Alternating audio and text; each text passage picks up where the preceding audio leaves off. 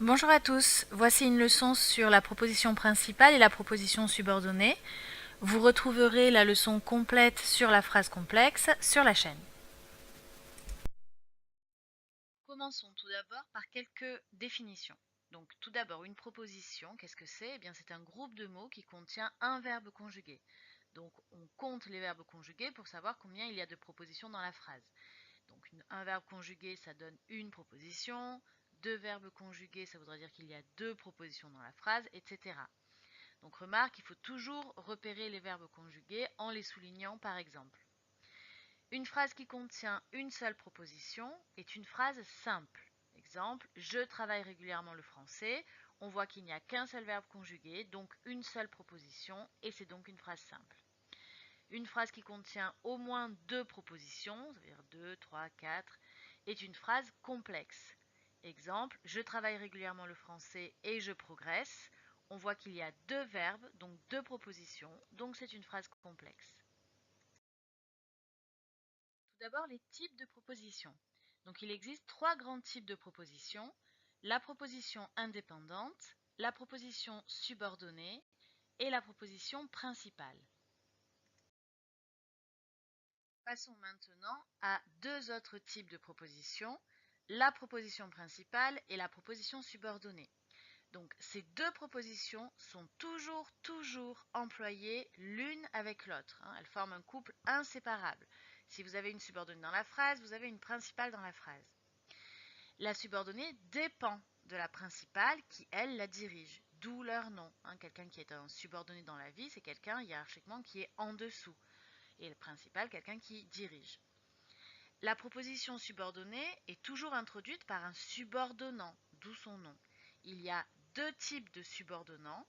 Il y a les conjonctions de subordination et il y a les pronoms relatifs.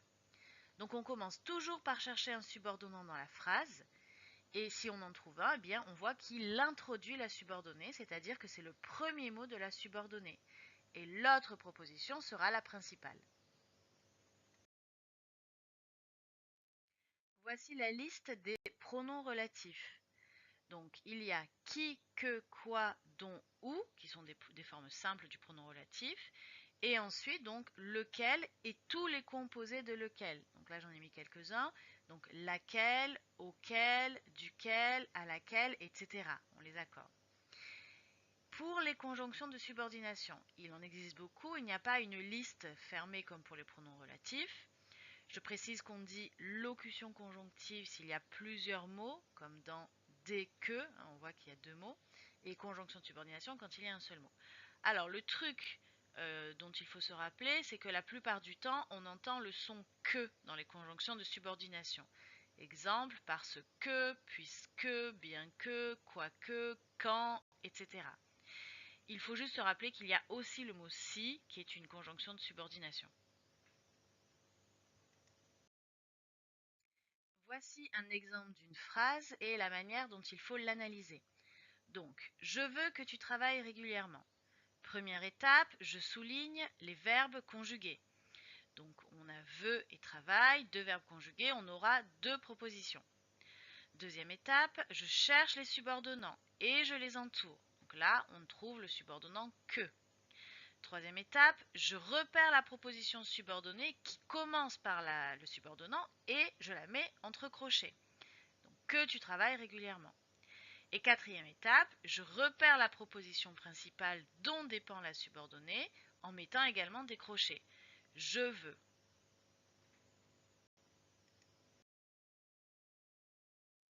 Précisons maintenant les types de subordonnées. Donc il existe trois types de propositions subordonnées.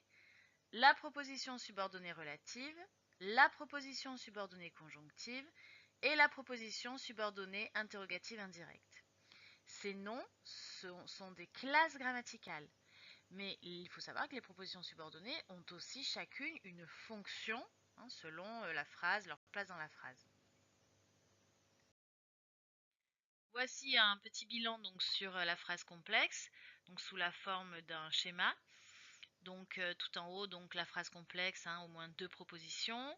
Ces deux propositions, donc soit on a deux indépendantes Et donc ces deux indépendantes peuvent être coordonnées par une conjonction de coordination ou un adverbe, ou juxtaposées, virgule, point, virgule, deux points.